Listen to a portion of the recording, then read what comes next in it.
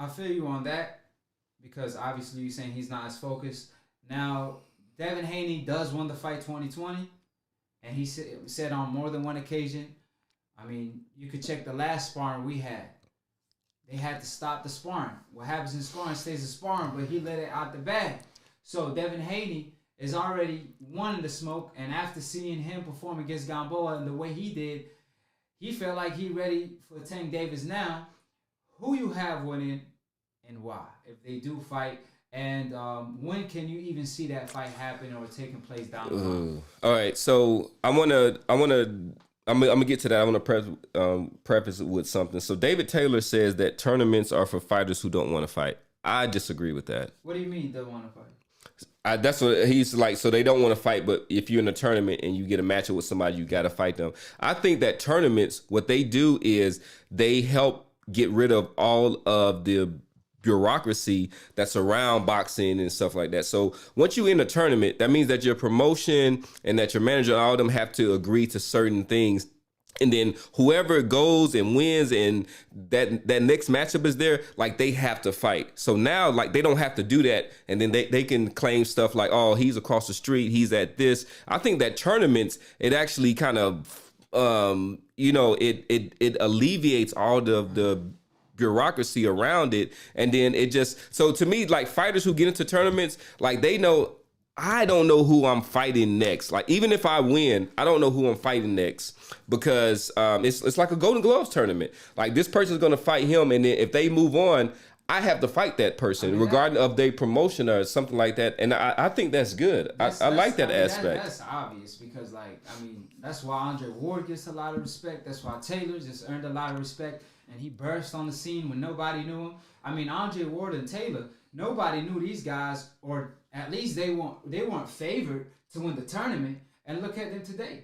So tournaments is great. It is. Boxing. That's what the sport missing. If we have tournaments, it's the equivalent of a Super Bowl in every division because it's going to be the finals and then it's going to be the big Super Bowl. So with that's the sport what of boxing, is. We're going to have like a Super Bowl almost every month. Exactly. Because it's 12 divisions. If they could set it up for boxing to be like that, especially PBC, since they got all this fighters and like 70% of the talent, man, boxing would be great again. But as far as the question, who you have? Devin Haney against Tank. Yeah. And so one thing, a boxing tournament is what really made Bernard Hopkins famous. Like that's how he got the opportunity to fight Felix Trinidad, because they had a middleweight tournament. So with that said, Devin Haney against Tank Davis right now. So you know what? So it depends on a lot of things. It depends on when the fight would happen. I don't think that the fight late 2020. Who you got? It could happen late 2020. It can happen late 2020, and I'm going to go with Devin Haney on a. Okay. Oh yeah. So I'm gonna go with Devin Haney on a closely contested decision. I think that he can.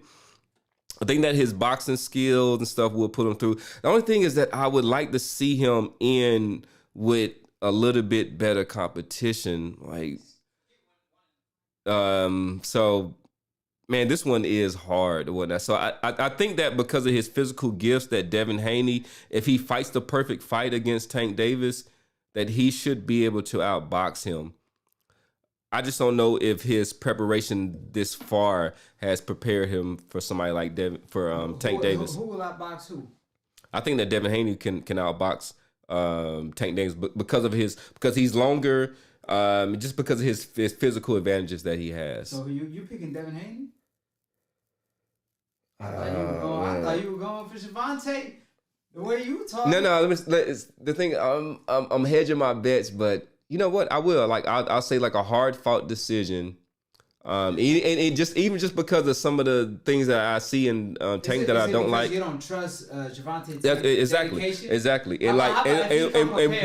And with Devin Haney, like you don't have to question that. Yeah, but let's say he do get it together. I mean, let's say he don't bring his C game like he did with Gamboa, because that version. Obviously, I'm picking Devin Haney too, but I'm talking about the best version of Gervonta Tank Davis at 135 that's going to come and train and work hard and is not going to be in training camp to make the weight. He's going to be in training camp to work on the technique and obviously get better on his muscle memory. That version of Gervonta Tank Davis, would you still pick Devin Haney? Man, that's a lot that you kind of putting up there. So it's.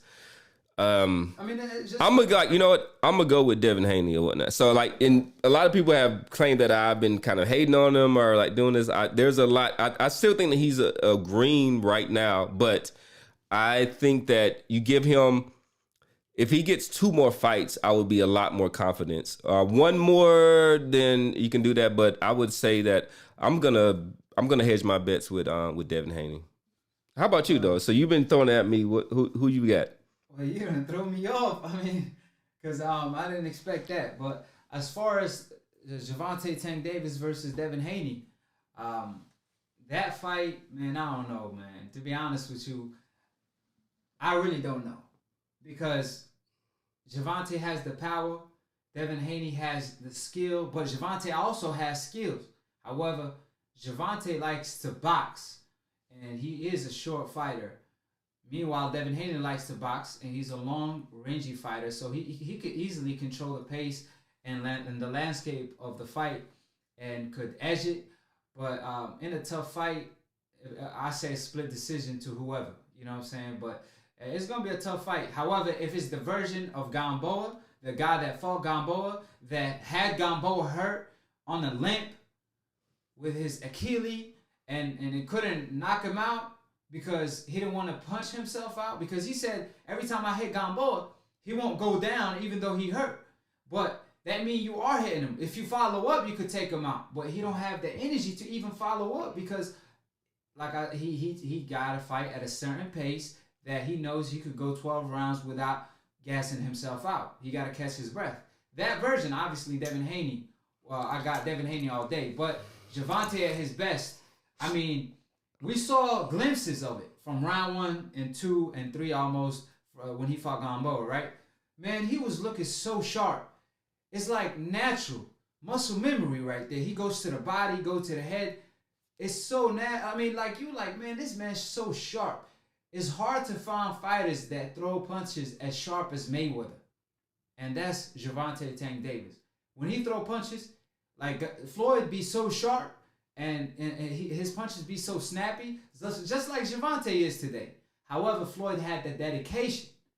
Gervonta, he be blowing up in weight in between fights, and Andre Ward always say, yeah, you might train hard for one fight and not blow up in weight for that fight in particular, but all them times you done blow up in weight is going to come back and haunt you. It's going to backfire. And that's somebody that's speaking from personal experience. So, at the end of the day, like I said, it's a split decision. I got to see more. But yeah, I mean, you could really pick either one. So, on to the next topic. Mikey Garcia, or before we get to that, Tank Davis versus Lomachenko versus Lopez versus all these other fighters. I remember asking you this a couple months ago, and I asked you who would come out on top at 135 at the end of the day. And you picked Gervonta Tank Davis. Now you're saying Devin Haney probably beat him, right? So I said that really Tank Davis will come on top, like over Lomachenko, everybody and all that. You picked Gervonta. I had to look at that, but hey, man, I mean, I saw that, but I'm surprised. I said that he would beat Teofimo and Lomachenko. You said he will come out on top at the end of the day at the lightweight division. Mm-hmm. So I'm sorry. It's a pleasure having y'all on the show today. We had a great show with Professor Nim. He made his return. He back on. He on some Errol Spence. The prodigal son is back. He back on. So I appreciate you, Professor Nim. We had a great show. Obviously, it was a great year of boxing. And the AkHi merch, the Split Decision merch, in the description box below. Check it out. So when y'all do call in, we gonna announce your record on Split Decision as far as how many debates you won or lost. And obviously, after that, we're going to show a picture of you rocking the AkHi drip. Because at the end of the day, we all know what time it is. These haters can hate. But one thing they can't do is agree or disagree and call in and try to debate. Because they don't want this smoke. And any closing thoughts, Professor Nim? Nah, man. Thank y'all. It's been a good just 14 weeks. We're wrapping up 2019, going into 2020, looking for some bigger and better things. We're still looking for a producer. We're working out. We're auditioning people for some hosts, but please stick with us. We are going to crank up the production value, and we love the support. Keep calling in. Keep coming in with substantive commentary. I love all of that. Shout out to Bernard Avila, Rap Critics, Sean Johnson, all of those. Man, just keep showing us love. Hey, my man in the comment section, Rap Critic said, thank y'all for putting me on the game. I'm not ready to graduate yet, but every episode I learn something from you and Professor. Appreciate it, fam. At the end of the day, this show is basically to inform and be informative and have a little laughter with it. And obviously put on the sport and give credit to the fighters that don't get enough credit and call out fighters for avoiding or whatsoever. Obviously, sometimes it's a business thing in the network, whatever. We understand. My man also, Rap Critic, said it was a split decision draw.